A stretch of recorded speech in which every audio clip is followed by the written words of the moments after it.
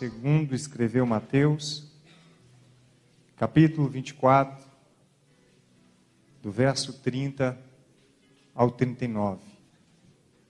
Então, aparecerá no céu o sinal do Filho do Homem, e todas as tribos da terra se lamentarão, e verão o Filho do Homem vindo sobre as nuvens do céu, com poder e grande glória.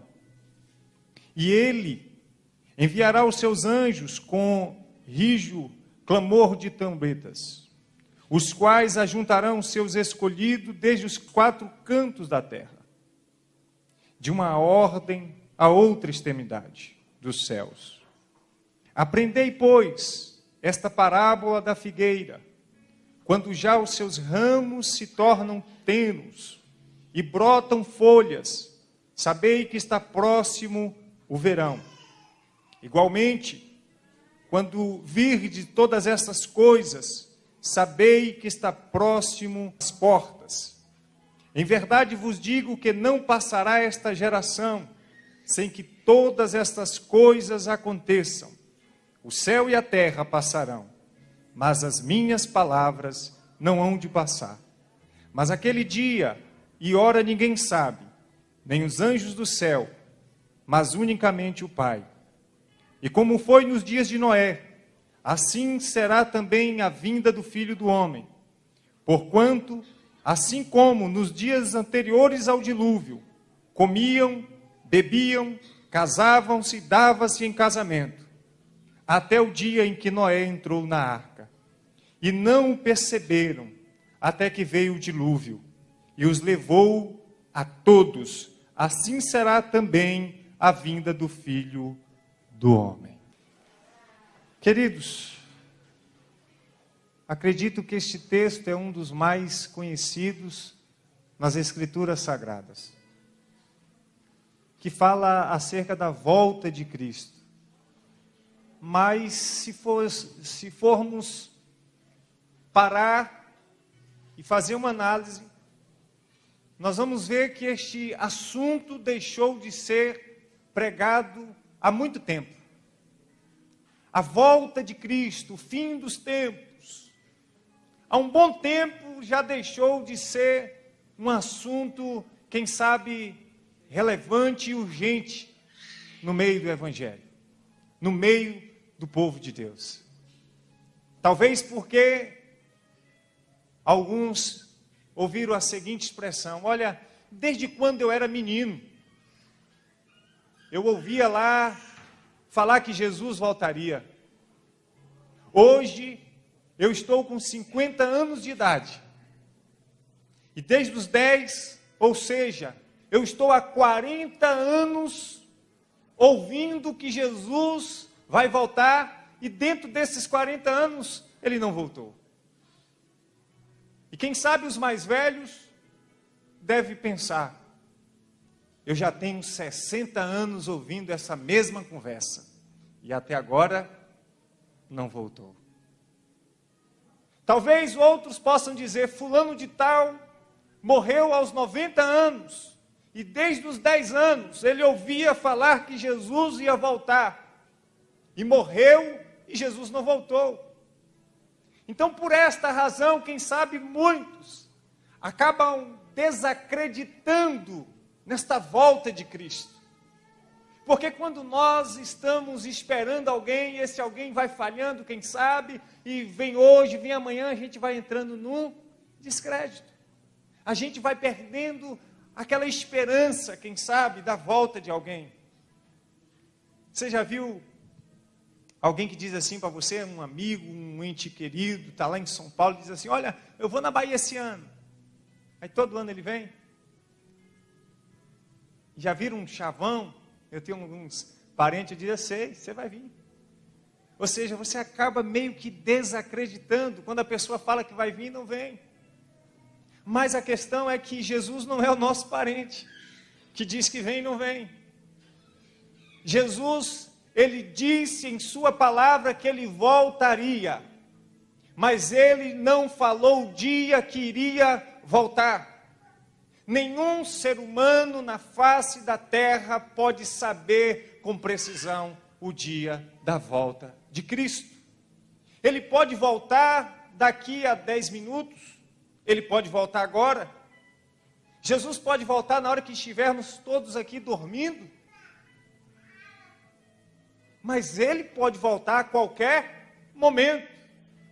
O que ele deixou para que nós pudéssemos ter uma análise, um ponto de partida, são os sinais da sua volta. Os sinais estão aí denunciando claramente que Jesus já está às portas. Que a porta da graça já está se fechando.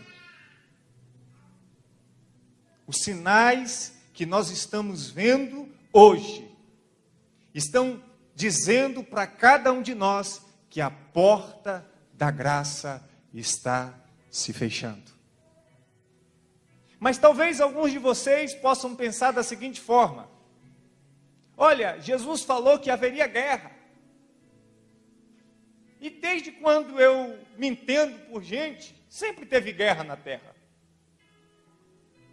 Jesus falou que haveria fome, mas desde que eu me entendo por gente, sempre houve fome na terra. Então esses sinais não são tão claros e tão evidentes. Esses sinais não podem oferecer tanta credibilidade da volta de Cristo, porque isso sempre existiu. Só que nós estamos nos esquecendo que existem sinais nas Escrituras Sagradas que apenas eu e você estamos contemplando. Quer um exemplo para título de introdução? Talvez aqui a pessoa mais velha deva ter em torno aí de os seus 60 anos. Ou eu vou mais perto. Eu vou usar o meu exemplo, que eu sou o mais novo daqui. Eu tenho 31 anos. E quando eu tinha 14 anos de idade, não havia celular. Pelo menos se havia, não tinha chegado na minha mão. Mas não havia celular. Quando eu tinha 14 anos. Não havia smartphone. Não havia tanta tecnologia. E talvez você possa me perguntar, mas o que tem a ver isso?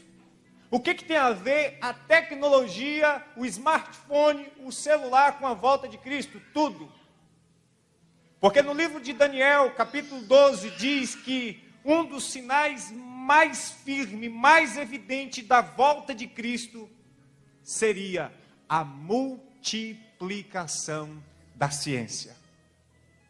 Isto é, o conhecimento iria assustadoramente se multiplicar. Eu pergunto, o seu pai teve celular? Seu pai conheceu o celular? Seu pai conheceu a tecnologia que você conhece hoje? Até pouco tempo, nenhum de nós conhecíamos o WhatsApp. Hoje todo mundo conhece. Quantos de vocês, para mandar uma correspondência, tinha que escrever carta para o pessoal lá de São Paulo? Eu acho que hoje não existe ninguém mais enviando uma carta. Só manda um WhatsApp. Porque a ciência se multiplicou. As gerações passadas não contemplaram este sinal. Nenhuma pessoa da geração passada contemplou tecnologia. Mas eu e você estamos vivendo a era tecnológica.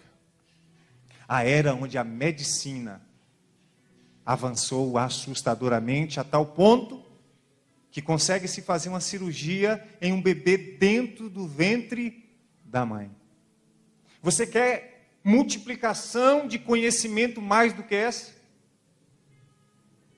E Daniel escrevendo, ele tem aquela revelação e diz: Daniel, fecha esse livro até a volta, até o fim dos tempos, porque Daniel, no fim dos tempos, o conhecimento vai se multiplicar. Então, talvez, aqueles que venham questionar acerca dos sinais e venham dizer: olha, todos esses sinais sempre existiram, menos esse. Esse nunca existiu, apenas nós. Então, este sinal está hoje gritando para mim e para você: Jesus está às portas. A porta da graça está se fechando. O tempo está se findando. Prepara-te. A trombeta vai tocar em um momento em que eu e você não esperamos. E é tempo de consertar as nossas vidas com Deus. É tempo de consertar nossa casa, colocar nossa casa em ordem. Porque a Bíblia diz que será num piscar de olhos. Então não dá tempo a arrumar as malas. Ela tem que estar arrumada já. Não dá tempo comprar passagem num guichê. Já tem que estar comprada. Não dá tempo ajeitar o passaporte. Já tem que estar com o passaporte em mãos. Não vai dar tempo para você avisar o seu irmão, a sua mãe, o seu pai. Você já deve estar preparado. Mas quantos de nós ainda não estamos preparados para esta volta? Porque acreditamos que ele vai voltar daqui a 5 anos.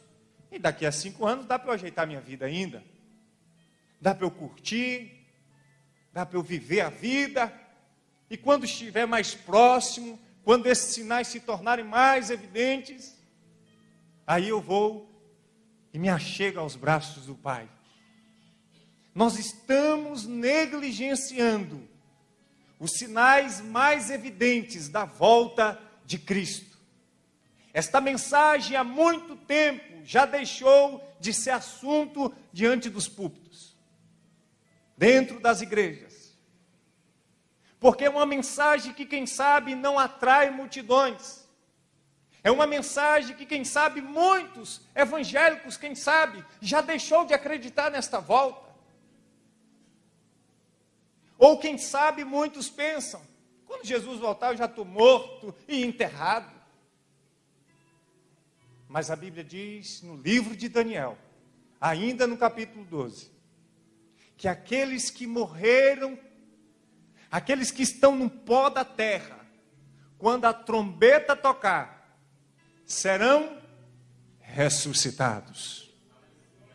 E que uns ressuscitarão para a vida eterna, para a herança eterna. E que outros ressuscitarão para a vergonha e tormento eterno.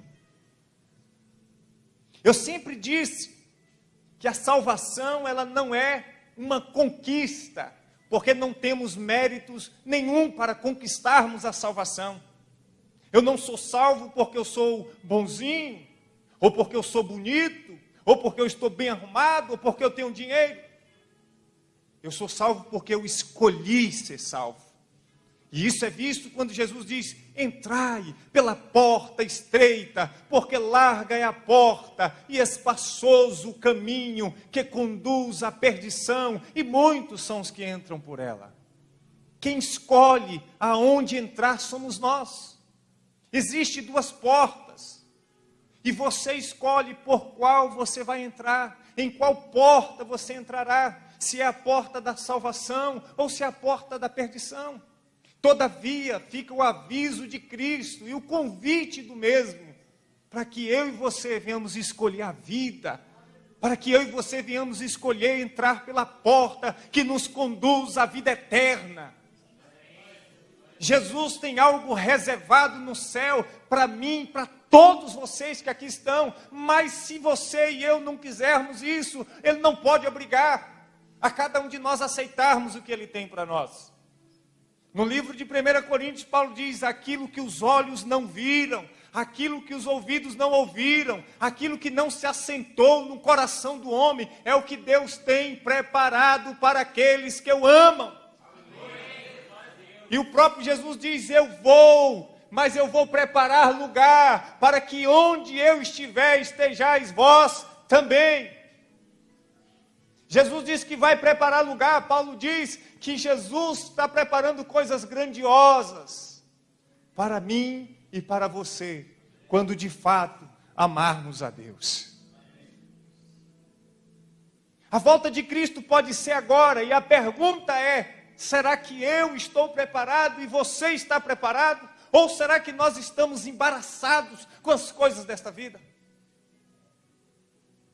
Será que nós estamos embaraçados com as coisas desta vida? Será que nós não estamos dizendo: Jesus vai voltar hoje não? Mas, queridos, eu vos convido nesta noite a olhar, a guardar os sinais que estão gritando para mim e para você: Jesus está às portas. O tempo da graça está se acabando. O relógio escatológico de Deus está marcando a última hora. Deus já está com tudo preparado, com a mesa ornamentada. Os anjos já estão a postos para descerem com Cristo.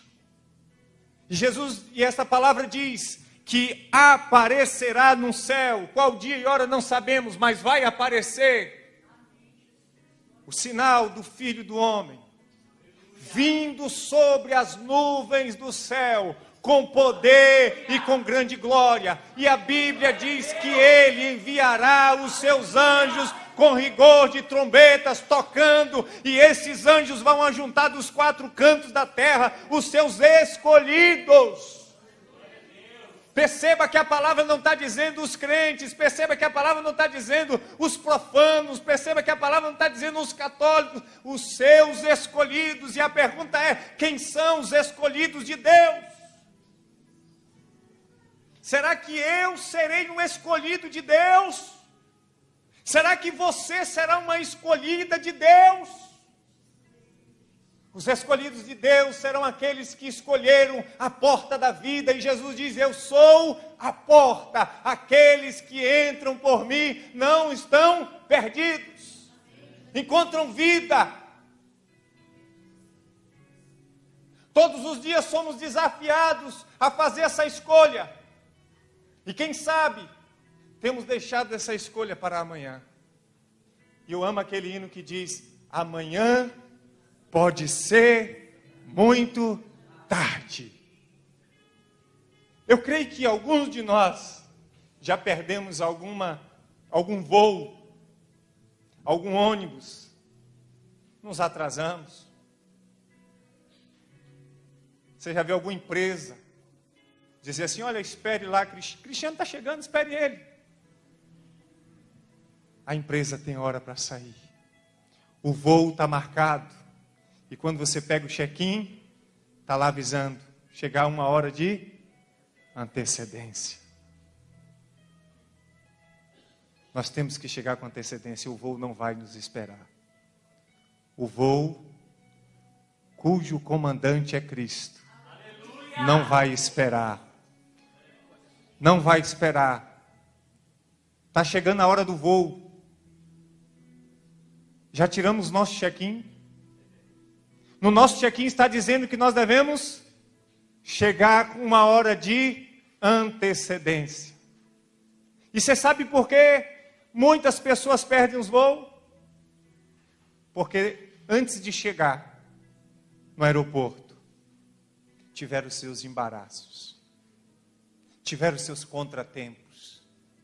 Da mesma forma será com a volta de Cristo. Muitas vezes, querido, até compramos a nossa passagem, mas na hora da embarcação, na hora de embarcarmos, na hora de sair de casa para ir pegar o voo, acabamos nos embaraçando com as coisas desta vida. E esta passagem acaba sendo perdida. Mas esta noite é noite de salvação. Aleluia! Esta noite é a noite que a trombeta está dando o aviso prévio da volta de Cristo. Jesus está às portas. E você vai dormir nesta noite com esta voz no teu coração: o tempo está se findando. Prepara-te. Prepara-te. Jesus ainda neste capítulo, ele diz que uma das evidências da sua volta seria, ele fala 2 pontos primordiais. Ele diz que haveria uma multiplicação dos falsos profetas. Jesus, olha, quando estiver próximo da minha vinda, haverão muitos falsos profetas e enganarão a muitos. Será que nós estamos vivendo a época onde se multiplicou os falsos profetas? Aonde esses fazem da igreja uma empresa, dos clientes, dos membros, clientes, do púlpito um balcão, e da mensagem uma mercadoria? Será que nós não estamos vivendo esta geração, onde o evangelho pregado não é o evangelho original? Onde Cristo já deixou de ser o assunto? Onde o evangelho é um evangelho camuflado, híbrido, místico?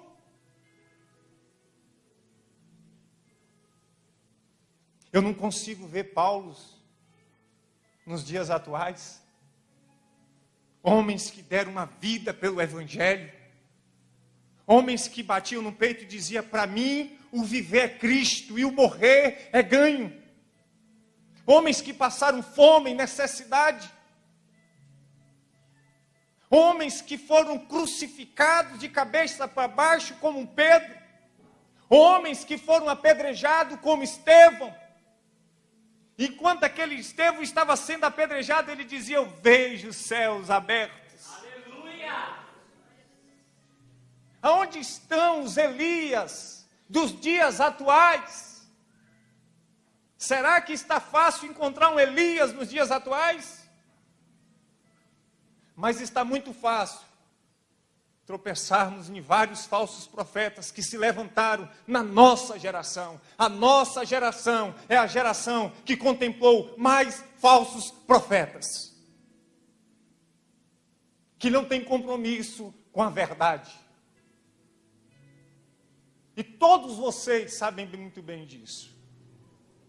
Mas Jesus denuncia outro ponto. Nos chama a atenção para outro ponto da sua vinda. Ele disse que haveria uma multiplicação da iniquidade, do pecado.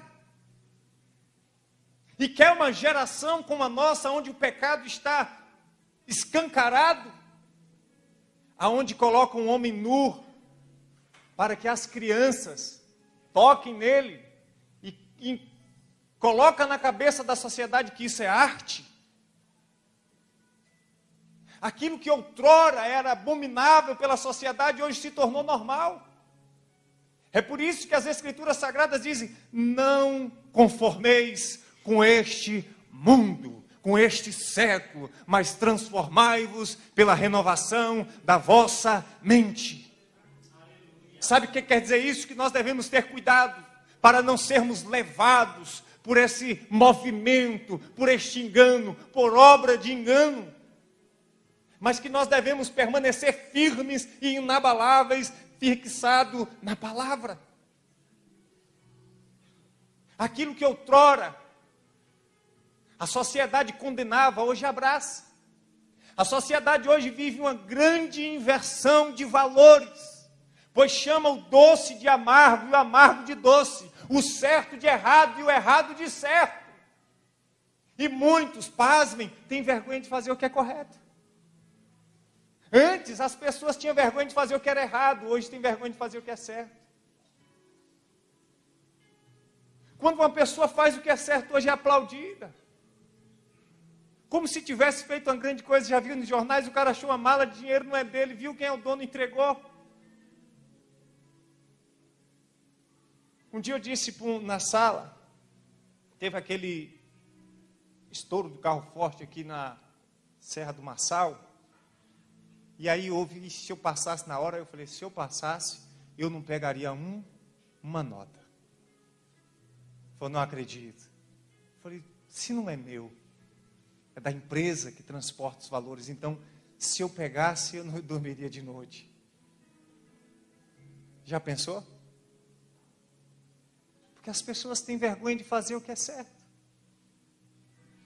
É careta, é cafona. Então Jesus disse que haveria uma multiplicação de pecado. Aonde você vai está estampado o pecado. Na sua escola, na sua faculdade, no seu comércio, onde você vai, você enxerga pecado, pecado e pecado. Multiplicou de maneira assustadora. Terceiro ponto que Jesus disse. Ele falou, e por se multiplicar o pecado, o amor de quase todos vão se esfriar. O amor de muitos vão se esfriar. E vivemos essa geração, onde os corações estão frios, onde os corações estão duros, onde as pessoas não se sensibilizam mais, onde as pessoas não têm mais amor ao próximo, onde enxergamos a crueldade sendo estampado como algo aplausível.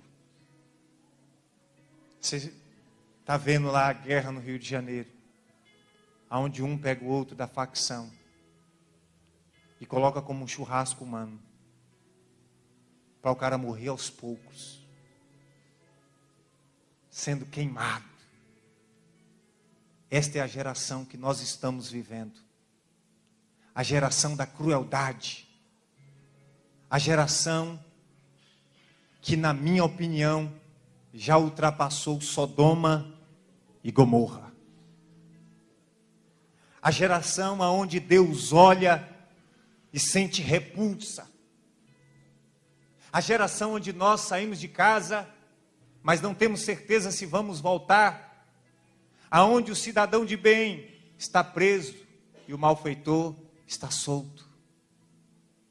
Esta é a geração que nós estamos vivendo. E muitas vezes, querido, nós estamos insensíveis aos sinais da volta de Cristo. No livro de 2 Timóteo, capítulo 3, diz da seguinte forma: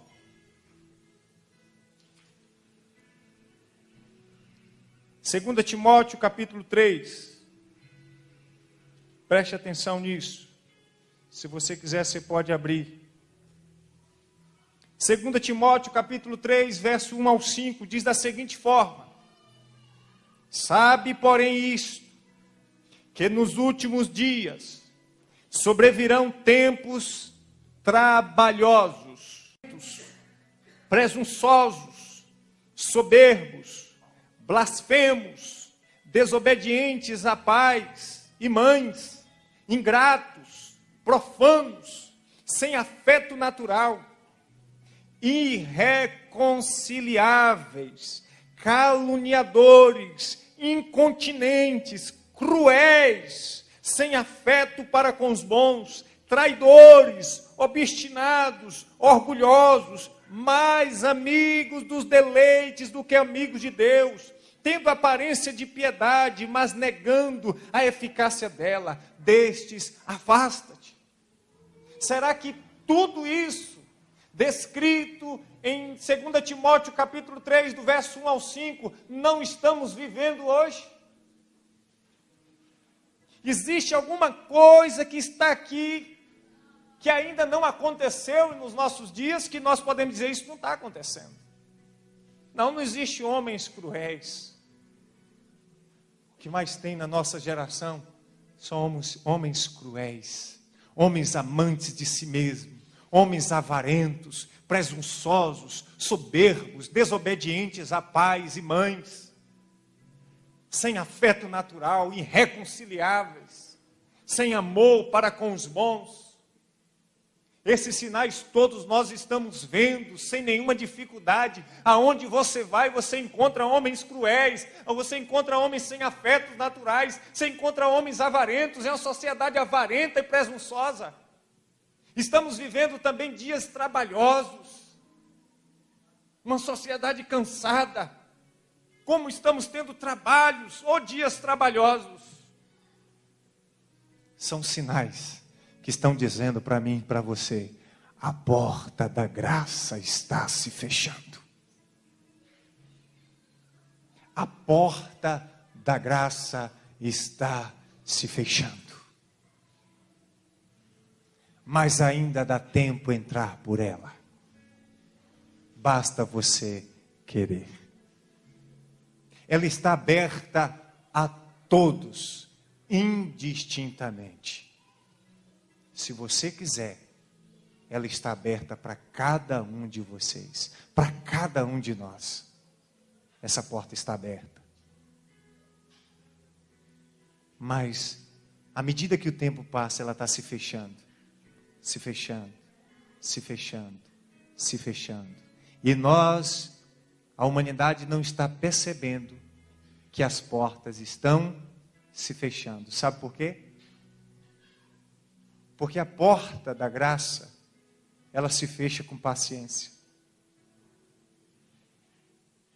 Ela não se fecha de vez. Ao longo da história, a porta já vem se fechando. Desde quando você nasceu, a porta vem se fechando. Ela vem se fechando. E quer uma prova disso? No livro de 2 Pedro, diz da seguinte forma.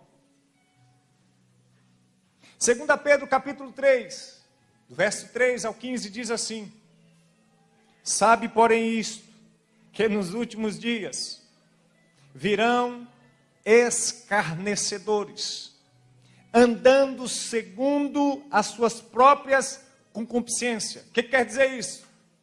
Eu ando conforme eu quero. Eu ando conforme me agrada. Se eu quiser ser homem, eu vou ser homem. Se eu quiser ser mulher, eu vou ser mulher. Se eu quiser ser transgênico, eu vou ser transgênico. E o que eu desejar, eu vou ser. E na minha vida mando eu. É isso que esse versículo está dizendo. Eu ando segundo as minhas próprias vontades, sobre as minhas próprias concupiscências. Dizendo, veja bem, e dizendo, onde está a promessa da sua vinda? Você já viu alguém dizer isso? Rapaz, esse negócio que Jesus vai voltar, ó, eu ouço isso desde a minha mocidade. E aqui Pedro está revelando isso. 2 Pedro capítulo 3. E dizendo, onde está a promessa da sua vinda? Porque desde que os meus pais dormiram, todas essas coisas permaneceram como desde o princípio da criação. Eles voluntariamente ignoram isto. Será que temos ignorado a volta de Cristo? Os sinais da sua vinda? Que pela palavra de Deus, já desde a antiguidade, existiram os céus e a terra, e que o que foi tirado, a água, e do meio da água subsiste, pelas quais coisas pereceu o mundo. Versículo 4. E dizendo, onde está a promessa da sua vinda? Porque desde o princípio, desde que os nossos pais dormiram, todas as coisas permaneceram como desde o princípio da criação. Eles voluntariamente ignoram isto, que pela palavra de Deus, já desde a antiguidade existiram céus e terra, e que foi tirada da água, e do meio da água subsiste, pelas quais coisas pereceram o mundo de então, coberto pelas águas do dilúvio. Mas os céus e a terra, que agora existem, pela mesma palavra se reserva como um tesouro e se guardam para o fogo, até o dia do juízo e a perdição dos homens ímpios. Mas, amados, não ignoreis uma coisa, que um dia para o Senhor é como 1000 anos, e 1000 anos como um dia. Agora entenda a porta da graça fechando devagar. O Senhor não retarda a sua promessa, ainda que alguns a têm por tardia. Quantos de nós pensamos, Jesus está demorando demais, ainda vai demorar? Mas Ele é longânimo, paciente. Sabe o que significa isso? Ele é longânimo, paciente, não querendo que alguns se percam, senão que todos venham a arrepender-se. Deixa-me te dizer uma coisa nesse versículo. Longânimo, paciência. Ao longo da nossa história, sabe o que esse versículo revela? Que as portas da graça, pela paciência de Deus, é como se Deus tivesse colocado dois anjos, um em uma porta e outro em outra porta, e dissesse assim: vai fechando devagarzinho. E ela vai fechando devagar.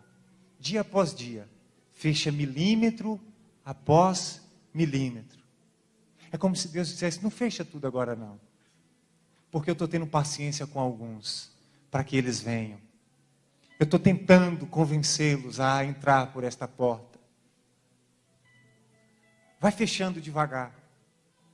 Muitos estão pensando que Jesus vai voltar daqui a 10 anos. E as portas estão fechando. E a Bíblia está dizendo que que Deus é paciente.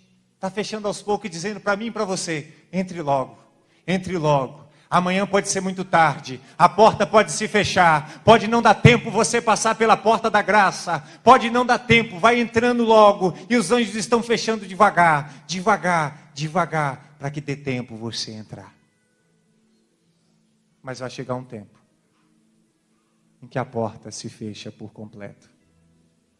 E isso me faz lembrar da parábola das 10 virgens, onde as 5 nécias, representando uma igreja que dorme, sem azeite, sem a presença de Deus, sem vigilância. Quando elas chegam, a porta já estava, e elas bateram. Mas a porta não se abriu. Sabe por quê? Porque a porta estava aberta o tempo todo. A convocação era de contínuo, mas não deram ouvidos. Mas quando a porta se fechou, bateram e disseram: deixa-nos entrar. Mas foi tarde demais. Foi tarde demais para aquelas virgens, porque havia chegado tarde demais. Não deu tempo de comprar azeite e voltar. Sabe por quê? Porque o azeite sempre tem que estar transbordando na nossa vida. Eu tenho que ter de sobra para esperar o noivo. Às vezes, querido, nós nos enchemos de azeite da presença, mas com o passar dos anos, com o passar do tempo, nós não buscamos, que nós já estamos muito cheios, Jesus já demorou demais, e aí nós vamos nos esvaziando, o azeite vai acabando, e na hora de buscar já é tarde demais. Mas nós devemos nessa noite nos encher da presença. Muitos, quem sabe aqui, tem que voltar ao primeiro amor. Muitos aqui têm que voltar a ser um homem de oração, uma mulher de oração. Estar novamente nos átrios do Senhor.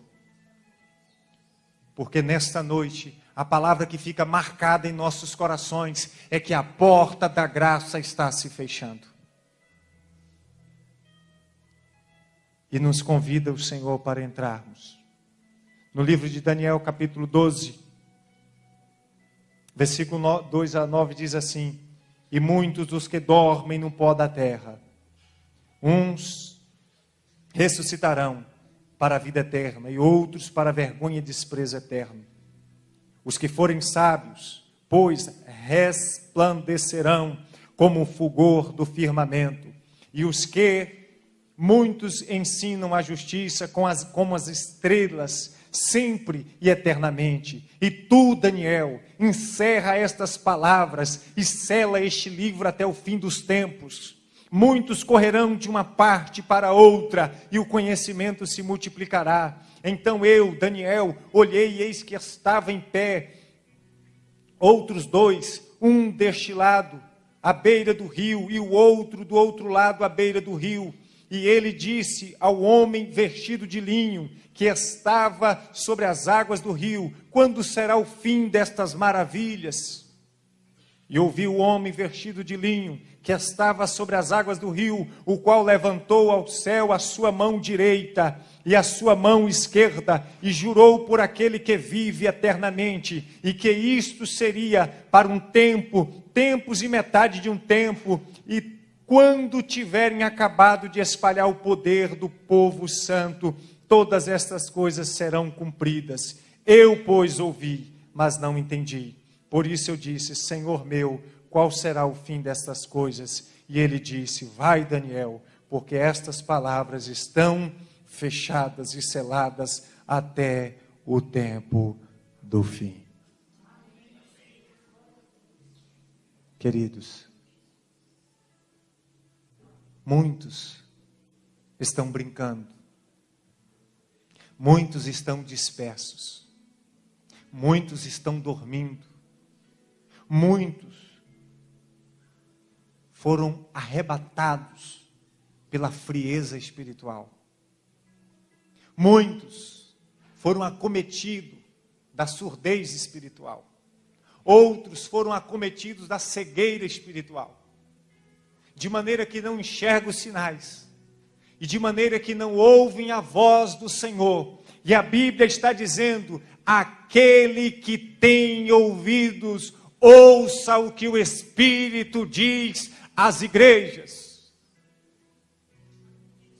Quando você vai ver a mensagem, as cartas à igreja, sempre elas vão dizer: aqueles que têm ouvidos, ouçam o que o Espírito diz às igrejas.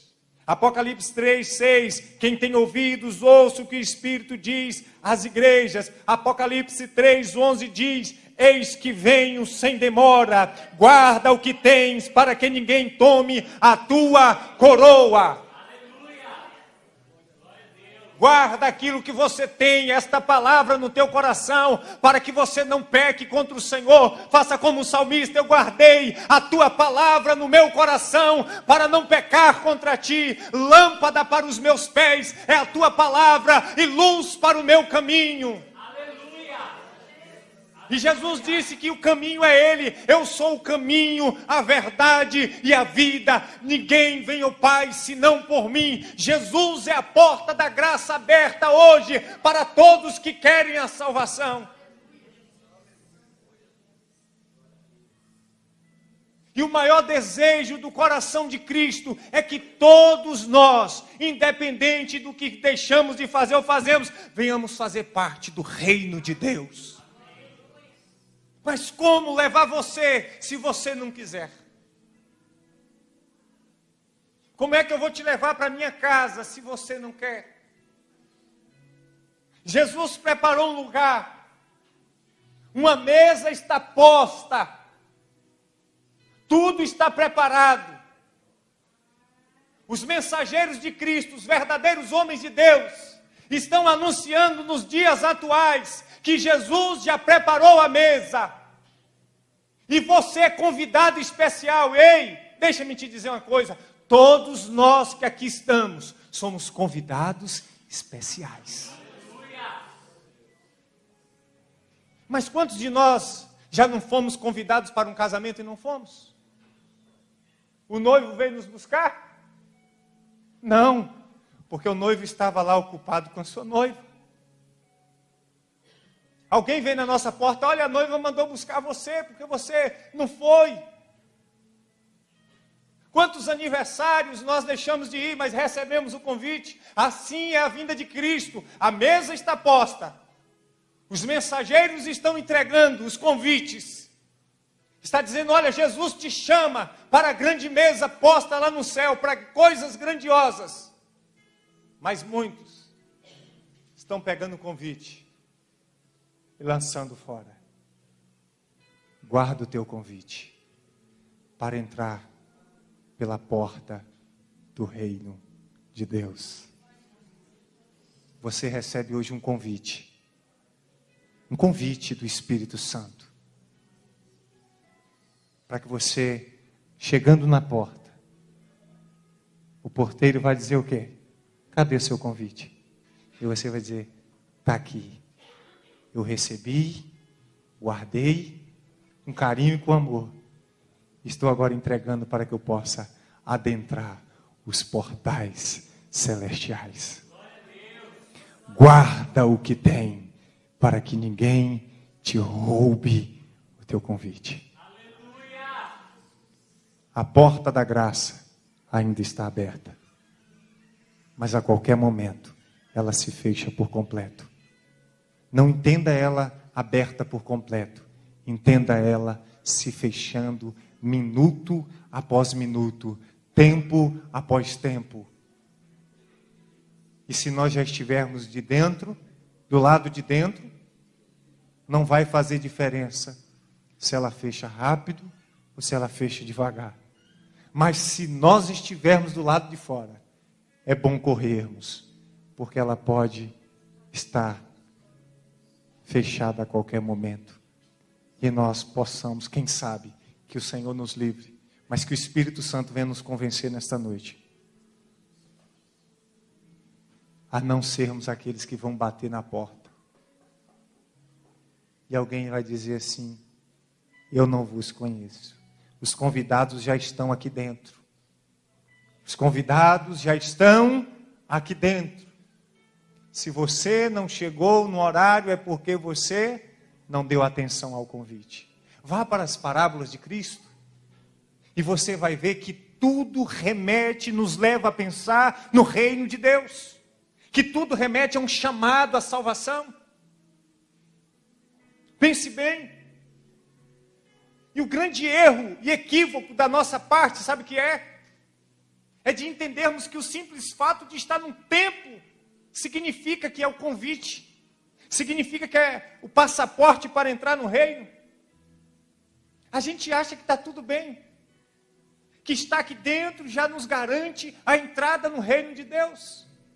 Esse é o grande erro da igreja atual. Da igreja que vive o evangelho superficial. Da igreja que vai aos cultos, mas não participa dos cultos. Da igreja que se reúne, mas não busca a presença. Da igreja que vai aos domingos na igreja, mas não se prepara para partilhar do pão eterno, do banquete eterno. Que você possa refletir nessa noite acerca da vinda de Cristo.